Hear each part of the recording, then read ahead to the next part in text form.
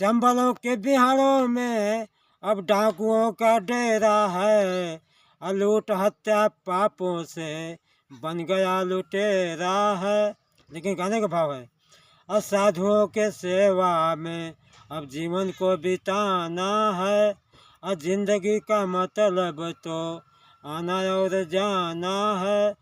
लाए जब भोजन है साधु तब बोले हैं, अब मांस हम खाएंगे मेरा ये तराना है। अब बनिया का औरत जो हम तन चावल दाल सब्जी रोटी लगा के ले गई, तो महात्मा जी कहते हो कि हटा ला, हम ना खा, हम मांस खा मांस, हम मांस हम खाएंगे मेरा ये तराना है। लेकिन पहपट में है, अरे जवन जवन औरत मांस अपने नज़र से नहीं देखलस, वो मांस खरीदा बदे चलत है बाजार में। अरे जवन न देखले मांस भर नयनमा भक्त प्रेमी हो, और चले खरीदन साधु के करनमा भक्त प्रेमी हो।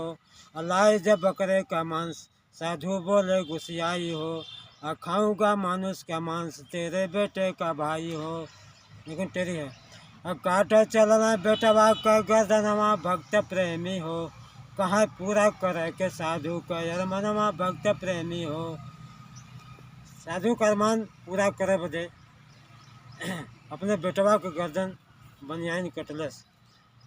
मंगल गीत पंडित जी कहें कि महात्मा जी कहें कि ओखरी में कूटो और मंगल गीत गाकर कूटो, अगर आंसू बह जाएगा तो मैं नहीं खाऊंगा।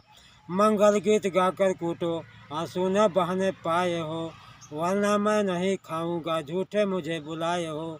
और तब से अला मोहन बेटा समनवा भक्त प्रेमी हो, कहाँ पूरा कर साधु का यरमनवा भक्त प्रेमी हो। माता पिता के सामने मोहन बेटा उनका आ गया, और मोहन बेटा बोला कि अपने माई बाबू से कि अब साधु जी के सेवा आप लोग हमारा गर्दन काट के दे दा, और कह लें उड़ान है। मोहन बोला माता पिता से शीश झुकाकर, करिए संत सेवा पिताजी मेरा सरेल गाकर। अरे जलाता मन मंदिर में दिया ना, तो ऐसा भाग्यवान है कोई न मौका पाता, जलाता मन मंदिर में दिया ना। आप लोग कितना भाग्यशाली हुआ कि हमारे गर्दन काट के देते, हम आपके सामने आ गए नहीं। लेकिन आल्हा के भाव में है, बाबू का हियरवा कठोर भल होई है। लड़का के प्रति बाबूजी का हृदय बड़ा कठोर होता है, लेकिन मतारी के हृदय बड़ा नरम होला। अब बाबू का हियरवा कठोर भल होई है, अब माता का हियरवा हो ममता का धार। और जवने हो बगिया के हाथ से संवरली, आज कैसे बगिया के करब उजार हो। माता जी कहते हैं, और जवने हो सिरवा के हाथ से संवरली, आज कैसे सिरवा पर मारब कटार हो।